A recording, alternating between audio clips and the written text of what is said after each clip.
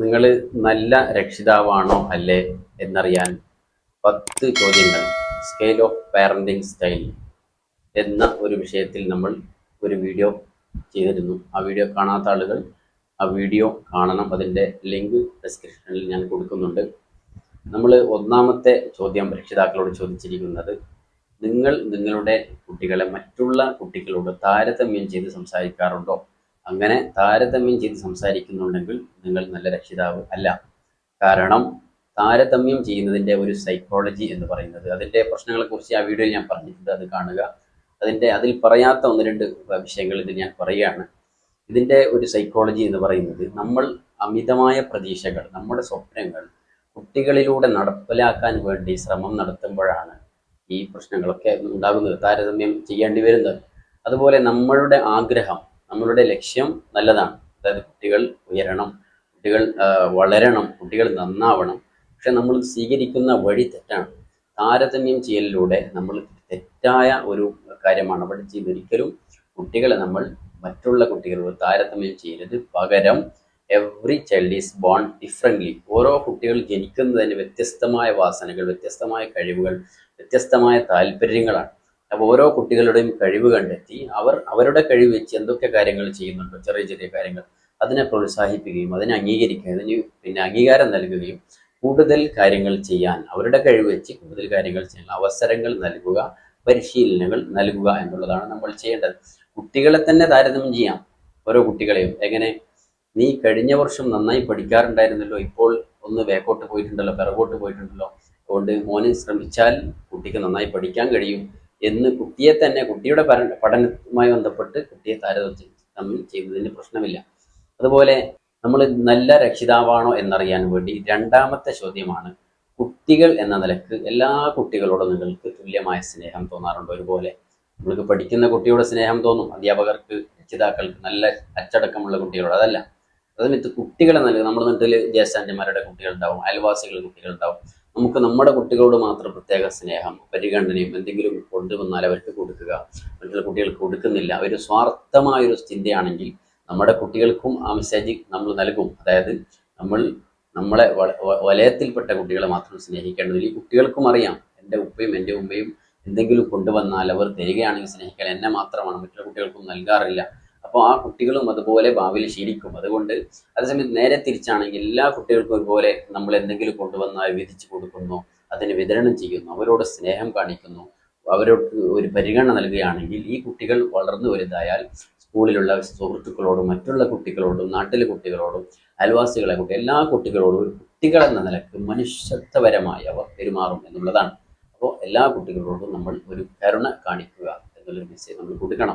മൂന്നാമത്തെ ചോദ്യമാണ്, നിങ്ങൾ നല്ല രക്ഷിതാവാണോ അല്ലേ എന്നറിയാൻ തിരക്കിനിടയിൽ നമ്മൾ കൂടുതൽ രക്ഷിതാക്കളും രാവിലെ തൊട്ട് അവർക്ക് ജോലികളുണ്ടാകാം, അതുപോലെ ജോലിക്ക് പോകുന്ന ആളാണെങ്കിൽ അവരെ ജോലി തിരക്ക്, അതുപോലെ ഭക്ഷണം ഉണ്ടാക്കണം, വസ്ത്രം അലക്കണം, പാത്രങ്ങൾ കഴുകണം, അതുപോലെ കുട്ടികളെ ബാഗുകൾ, മറ്റുള്ള വസ്തുക്കളൊക്കെ റെഡിയാക്കി കൊടുക്കണം. ഇതിൻ്റെ തിരക്കിനിടയിൽ കൂടുതൽ ഉമ്മമാരും കുട്ടികൾ വലുതാകുന്നത് വരെ, ചിലപ്പോൾ കല്യാണം കഴിച്ച് പറഞ്ഞേക്കുന്നത് വരേക്കും കുട്ടികളോട് കയർത്ത് സംസാരിക്കുക, ആക്ഷേപിക്കുക, കുട്ടികളോട് ദേഷ്യം പിടിക്കുക, അടിക്കുക, ആക്രമിക്കുക.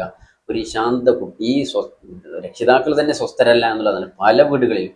എന്നാൽ ഈ രക്ഷിതാക്കൾക്ക് കുട്ടികൾ നന്നാവണം, കുട്ടികൾ വളരണം, പെരുമാറ്റത്തിൽ നന്നാവണം, നല്ല പെരുമാറ്റമുള്ളവരാകണം, നല്ല ശീലമുള്ളവരാകണം. പക്ഷേ നമ്മുടെ ശീലം നമ്മൾ മാറ്റിയിട്ടില്ല, നമ്മൾ റോൾ മോഡൽ ആകുന്നില്ല. നമ്മൾ രാവിലെ തൊട്ട് തന്നെ ദേഷ്യത്തിലും എടുത്ത് ചറപറ പറഞ്ഞുകൊണ്ടിരിക്കും ഒരുപാട്. യഥാർത്ഥം നമുക്ക് ദേഷ്യമുണ്ട്, പക്ഷെ നമ്മുടെ തിരക്കും നമ്മുടെ ദേഷ്യമൊന്നും കുട്ടികൾക്കറിയില്ല. അപ്പോൾ നമ്മൾ ചെയ്യേണ്ടത് വളരെ ശാന്തരായി നമ്മൾ കുട്ടികളെ കൈകാര്യം ചെയ്യണം.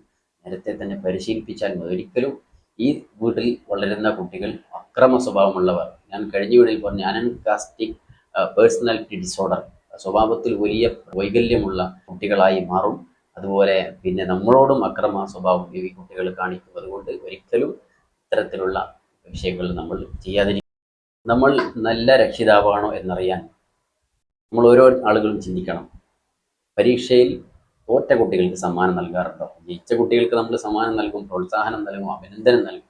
നമ്മളെ വീട്ടിൽ പരീക്ഷ എഴുതുകയും സ്കൂളിൽ തോറ്റു അല്ലെങ്കിൽ മദ്രസയിൽ തോറ്റ കുട്ടികൾക്ക് സമ്മാനം നൽകുന്ന രക്ഷിതാക്കൾ എത്രയുണ്ട്? യഥാർത്ഥത്തിൽ അങ്ങനെ ചെയ്യേണ്ടതാണ്. നല്ല ഒരു രക്ഷിതാവാണെങ്കിൽ സ്കൂളിൽ പോവുകയും പരീക്ഷ എഴുതുകയും പഠിക്കുകയും എല്ലാ കുട്ടികളൊക്കെ പോലെ പരീക്ഷ എഴുതുകയും ചെയ്തു. പക്ഷേ ചിലപ്പോൾ മറ്റുള്ള വിഷയങ്ങൾ നല്ല മിടുക്കനായിരിക്കാം. നമ്മൾ പല ആളുകളും കരുതുന്നത് പരീക്ഷയിൽ തോറ്റാൽ ജീവിതത്തിൽ തോറ്റു എന്നുള്ളതാണ്. പരീക്ഷയിൽ തോറ്റാൽ ജീവിതത്തിൽ തോൽക്കുന്നില്ല. പരീക്ഷയുടെ തോൽവി ജീവിതത്തിൻ്റെ തോൽവിയല്ല. അതുകൊണ്ട് കുട്ടികളെ പരീക്ഷയിൽ മാത്രം നമ്മൾ വിലയിരുത്തരുത്. ഒരുപാട് കുട്ടികൾ ആത്മഹത്യ ചെയ്യുകയും ചെയ്തിട്ടുണ്ട്, കുട്ടികളുടെ രക്ഷിതാക്കളുടെ സമ്മർദ്ദം മൂലം, ആക്ഷേപം മൂലം. അതുകൊണ്ട് നമ്മൾ കുട്ടികളെ പരീക്ഷയിൽ തോറ്റാൽ അവർക്ക് സമ്മാനം കൊടുക്കുക.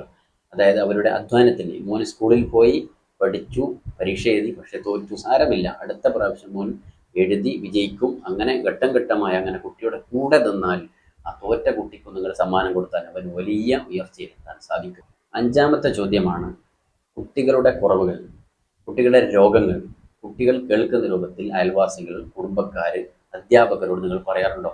അധ്യാപകരുടെ അടുത്ത് വന്ന് കുട്ടി കേൾക്കുന്ന വിധത്തിൽ ഈ കുട്ടിക്ക് വലിയ ഓർമ്മശക്തിയില്ല, ഈ കുട്ടി ഭയങ്കര കുരുത്തക്കേടാണ്, ഭയങ്കര വാശിയുള്ള കുട്ടിയാണ്, ഓർമ്മയിൽ നിൽക്കുന്നില്ല കുട്ടിക്ക്, ഈ കുട്ടിക്ക് ഇങ്ങനെയുള്ള ആരോഗ്യ പ്രശ്നങ്ങളുണ്ട്. കുട്ടി കേൾക്കുന്ന വിധത്തിൽ രക്ഷിതാവിനോടോ മറ്റുള്ള കുടുംബക്കാരോ അധ്യാപകരോടോ നമ്മുടെ അയൽവാസികളോട് പറഞ്ഞാൽ കുട്ടിയുടെ ആത്മധൈര്യം, സെൽഫ് കോൺഫിഡൻസ് നഷ്ടപ്പെടുകയും അവൻ കൂടുതലും അവൻ്റെ കുറവുകളിൽ അവൻ ഫോക്കസ്ഡ് ആവുകയും പിന്നീട് അവൻ പതുക്കെ അവൻ ഡൗൺ ആവുകയും ചെയ്യുമ്പോൾ കുട്ടികൾ കേൾക്കുന്ന വിധത്തിൽ കുട്ടികളെ കുറവുകളോ പറയുന്നതിന് പകരം പോസിറ്റീവായി തന്നെ നമ്മൾ പറയാൻ വേണ്ടി ശ്രമം നടത്തുക. ആറാമത്തെ ചോദ്യമാണ് നിങ്ങൾ നല്ല രക്ഷിതാവാണോ അല്ലേ എന്നറിയാൻ വേണ്ടി അതിഥികൾക്ക് വെച്ച ഭക്ഷണം. വീട്ടിൽ അതിഥികൾ വന്നാൽ അല്ലെങ്കിൽ നമ്മൾ മറ്റൊരു വീട്ടിൽ അതിഥിയായി പോയാൽ അവിടെ നമുക്ക് വേണ്ടി ഭക്ഷണം ഡൈനിങ് ടേബിൾ വെച്ചാൽ അതിൽ നിന്ന് കുട്ടികൾ എടുത്തു തിന്നാൽ നിങ്ങൾ കുട്ടികളെ തടയുകയും കുട്ടികളോട് ശകാരിക്കുകയും കുട്ടികളെ അടിക്കുകയും ഓടിക്കുകയും ചെയ്യാറുണ്ടോ? അങ്ങനെ ഓടിക്കുകയാണെങ്കിൽ നല്ല രക്ഷിതാവല്ല എന്നുള്ളതാണ്. കാരണം കുട്ടികളെ സംബന്ധിച്ചിടത്തോളം ഈ അതിഥികൾ വന്നാൽ കുട്ടികൾ കൂടുതൽ വികൃതി കാണിക്കാനുള്ള പ്രധാനപ്പെട്ട 4 കാരണങ്ങൾ. അതിഥികൾ വീട്ടിൽ വന്നാൽ കുട്ടികൾ കൂടുതൽ വികൃതി കാണിക്കാനുള്ള കാരണം ഒന്ന് അവകാശബോധമാണ്. കുട്ടിയെ സംബന്ധിച്ചിടത്തോളം ആ വീട്ടിലെ ഏറ്റവും പ്രധാനപ്പെട്ട ആൾ കുട്ടിയാണ്. ഉമ്മക്കും ഉപ്പക്കും ഏറ്റവും പ്രിയപ്പെട്ടവൻ ഞാനാണെന്ന ചിന്തയാണ് കുട്ടിയുടെ.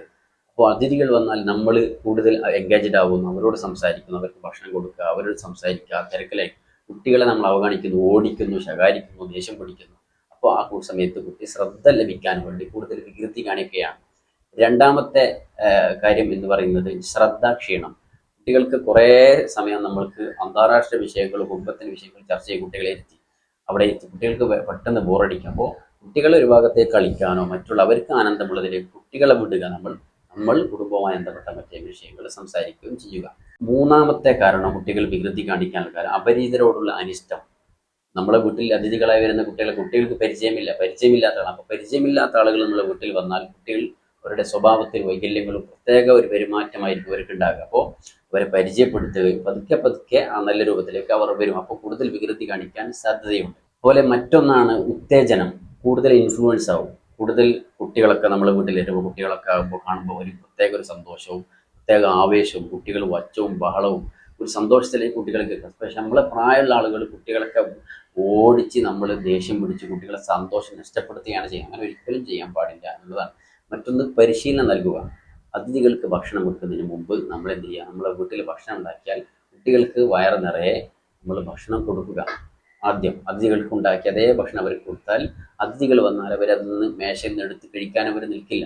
അതുപോലെ അവർക്ക് പഠിപ്പിച്ചു കൊടുക്കുക. അതിഥികൾ വന്നാൽ കുട്ടികൾ കളിപ്പിക്കാനും അവർക്ക് ഭക്ഷണം കൊടുക്കാനും അവരെ സ്വീകരിക്കാനൊക്കെ മോനാണ് മുമ്പിൽ ഉണ്ടാവേണ്ടതെന്നുള്ള ഒരു മുൻകൂടിയുള്ള ഒരു പരിശീലനം അവർക്ക് നൽകിയാൽ അവർ ഇത്തരത്തിലുള്ള പ്രവർത്തനങ്ങളിൽ അവസാനിപ്പിക്കും. ഏഴാമത്തെ ചോദ്യമാണ്, ഇത് നമ്മൾ വളരെ ആലോചിക്കേണ്ടതാണ്. പ്രേമം പോലെയുള്ള കുട്ടികൾക്ക് മാത്രം അറിയുന്ന രഹസ്യമായ കാര്യങ്ങൾ, പീഡനം, ഇതുപോലെയുള്ള കാര്യങ്ങൾ നമ്മളോട് തുറന്നു പറയുകയും അതിനുള്ള പരിഹാരം അവർ ആവശ്യപ്പെടുകയും ചെയ്യാറുണ്ടോ? നല്ല രക്ഷിതാവാണ് നമ്മൾ എങ്കിൽ ഇത്തരത്തിലുള്ള പ്രശ്നങ്ങളിൽ കുട്ടികൾ പെട്ടാൽ നമ്മളോട് വന്ന് തുറന്നു പറയും അവർ. അതുപോലെ പീഡനങ്ങൾ ഏറ്റവും കൂടുതൽ കുട്ടികൾക്ക് പീഡനം ഏൽക്കുന്നത് കുടുംബങ്ങളിൽ നിന്നാണ് പഠനങ്ങൾ. 50% കൂടുതൽ കുട്ടികൾക്ക് പീഡനം ഏൽക്കുന്നത് കുടുംബങ്ങളിൽ നിന്നാണ്, അതുപോലെ സുഹൃത്തുക്കളിൽ നിന്നാണ്. അതുപോലെ സ്കൂൾ മദ്രസകളിൽ നിന്ന് വളരെ ചെറിയ ശതമാനം മാത്രമാണ് പീഡനങ്ങൾ ഏൽക്കേണ്ടി വരുന്നത് എന്നുള്ളതാണ് പഠനങ്ങൾ. അപ്പോൾ ഇത്തരത്തിലുള്ള കാര്യങ്ങൾ നമ്മൾ തുറന്ന് പറയുന്നുണ്ടെങ്കിൽ നമ്മൾ നല്ല രക്ഷിതാവാണ്. തുറന്ന് പറയുന്നില്ല, മറച്ചു വെക്കുകയാണെങ്കിൽ നമ്മുടെ പാരന്റിങ് സ്റ്റൈൽ നമ്മൾ മാറ്റേണ്ടതുണ്ട് എന്നുള്ളതാണ്. എട്ടാമത്തെ ചോദ്യമാണ്, 7 വയസ്സ് വരെ കുട്ടികളെ തീരെ അടിച്ചിട്ടില്ല എന്ന് പറയാൻ ആർക്കാണ് കഴിയുക? അങ്ങനെ കഴിയണം. കാരണം നമ്മളെ ഒരു വിശ്വാസിയാണെങ്കിൽ തന്നെ 10 വയസ്സാകണമെന്നില്ല. അതും ഇസ്ലാമിൽ വളരെ പ്രധാനപ്പെട്ട ഒരു കർമ്മമാണ് നിസ്കാരം എന്ന് പറയുന്നത്. അത് തന്നെ കുട്ടിയെ അടിക്കണമെങ്കിൽ 10 വയസ്സാകണം എന്നുള്ളതാണ്. 7 വയസ്സ് ആകുമ്പോൾ കൽപ്പന തുടങ്ങുകയാണ്. നമ്മൾ ചെറുപ്പത്തൊട്ടേ കുട്ടികളുടെ പഠിക്കുക, അവിടെ കൽപ്പന തുടങ്ങണമെങ്കിൽ തന്നെ 7 വയസ്സാവണം എന്നുള്ളതാണ്. കുട്ടികൾ കൽപ്പന തുടങ്ങണമെങ്കിൽ. അപ്പോൾ ചെറിയ രൂപത്തിൽ അടിക്കേണ്ടത് തുടങ്ങേണ്ടത് 10 വയസ്സാണ്. അപ്പോൾ 7 വയസ്സ് വരെ ചെറിയ കുട്ടികൾക്ക് ഒരിക്കലും അടിക്കാൻ പാടില്ല. അടിക്കുമ്പോൾ ഉണ്ടാകുന്ന പ്രശ്നം എന്ന് പറയുന്നത് ഒന്ന് ഫിയറാണ്. ആ കുട്ടിക്ക് എപ്പോഴും ഭയമുണ്ടാകും. അതുപോലെ പിന്നെ ലോസ് ഓഫ് ട്രസ്റ്റ്, സമൂഹത്തോടും മറ്റുള്ള ആളുകളൊക്കെ ഒരു വിശ്വാസം നഷ്ടപ്പെടും. ഏറ്റവും കൂടുതൽ കുട്ടിയെ സ്നേഹിക്കുകയും കുട്ടിയെ കെയർ ചെയ്യുന്ന രക്ഷിതാക്കളിൽ നിന്നാണ് കുട്ടിക്ക് വേദന ഏൽക്കേണ്ടി വരിക. അങ്ങനത്തെ ഒരു സ്ലീപ്പ് ഡിസ്റ്റർബൻസ്, അതായത് നല്ല ഉറക്കം ആ കുട്ടികൾക്ക് ലഭിക്കില്ല എന്നല്ല, അക്രമ ഒരു സ്വഭാവം. മാത്രമല്ല ഈ കുട്ടിക്ക് നിങ്ങൾ മെസ്സേജ് കൊടുക്കുന്നത് നമ്മൾ ആരെങ്കിലും അച്ചടക്കത്തിലാക്കാൻ അല്ലെങ്കിൽ അനുസരിക്കണമെങ്കിൽ അടിക്കണം എന്നുള്ളതാണ്. അതുപോലെ കുട്ടിയോട് മറ്റൊരു മെസ്സേജാണ്, നമ്മൾ അടങ്ങിയിരിക്കേണ്ടത് അടിച്ചാൽ മാത്രമേ നിങ്ങൾ അടങ്ങിയിരിക്കേണ്ടതുള്ളൂ. നിങ്ങൾക്ക് അടി കിട്ടിയാൽ മാത്രമേ നിങ്ങൾ എന്താകേണ്ടതുള്ളൂ, അച്ചടക്കമുള്ളവരാകും. അപ്പോൾ ഈ കുട്ടി വലുതായി ഓഫീസിലോ മറ്റുള്ള സ്ഥലത്തെത്തിയാൽ എന്ത് പറഞ്ഞാലും ഈ കുട്ടി അംഗീകരിക്കില്ല. അടി കിട്ടിയാലേ അവൻ അടങ്ങുള്ളൂ. അപ്പോൾ ആ കുട്ടിയെ ശീലിപ്പിച്ചത് എങ്ങനെയാണ്? സ്കൂളിലെത്തിയാൽ അധ്യാപകൻ നല്ല പഠിച്ച ഒരു ട്രെയിൻഡായ അധ്യാപകനാണെങ്കിൽ എന്ത് പറഞ്ഞാലും അംഗീകരിക്കില്ല. അടി കിട്ടിയാലേ അവൻ നന്നാവും. കാരണം അവർക്ക് അവൻ്റെ രക്ഷിതാവ് മെസ്സേജ് കൊടുത്തിരിക്കുന്നത് അടിച്ച് പഠിപ്പിച്ചിരിക്കുകയാണ്. അവൻ അക്രമ സ്വഭാവമുള്ള കുട്ടി. അപ്പോൾ ഒരിക്കലും നൽകും നമ്മൾ കുട്ടികളെ ദേഷ്യം പിടിച്ചും കൊണ്ട് നമ്മുടെ ആ ഒരു പ്രത്യേക ഒരു ഭാവം ഉണ്ടല്ലോ, ആ രൂപത്തിൽ നമ്മൾ തമാശക്കുള്ള അടിയെക്കുറിച്ചല്ല ഞാൻ പറയുന്നത്. അപ്പോൾ ആ കാര്യങ്ങൾ വളരെ ശ്രദ്ധിക്കുക. 9ാമത്തെ ചോദ്യമാണ്, കുട്ടികൾക്ക് നിങ്ങൾ നൽകിയ ഏറ്റവും നല്ല സമ്മാനം അച്ചടക്കമാണോ? മറ്റൊരു ചോദ്യമാണ്, നിങ്ങൾ നല്ല രക്ഷിതാവാണോ എന്നറിയാൻ. കുട്ടികൾക്ക് നമ്മൾ നല്ല ഒരുപാട് സമ്മാനങ്ങൾ, പരീക്ഷയിൽ വിജയിച്ചാൽ, അതുപോലെ മറ്റുള്ള ബർത്ത്ഡേ, അതുപോലെ അങ്ങനെയുള്ള പല സമയങ്ങളും നമ്മൾ കുട്ടികൾക്ക് എന്ത് ചെയ്യും, സമ്മാനങ്ങൾ നൽകും. പക്ഷേ നമ്മൾ നൽകുന്ന ഏറ്റവും നല്ല സമ്മാനം കുട്ടികൾക്ക് അച്ചടക്കമാണ്. Best medicine in the world, ലോകത്ത് തന്നെ ഏറ്റവും നല്ല മരുന്നാണ് അച്ചടക്കം. അച്ചടക്കം എന്നതിൻ്റെ പ്രധാനപ്പെട്ട ഒരു ഘടകമാണ് സെൽഫ് കൺട്രോൾ.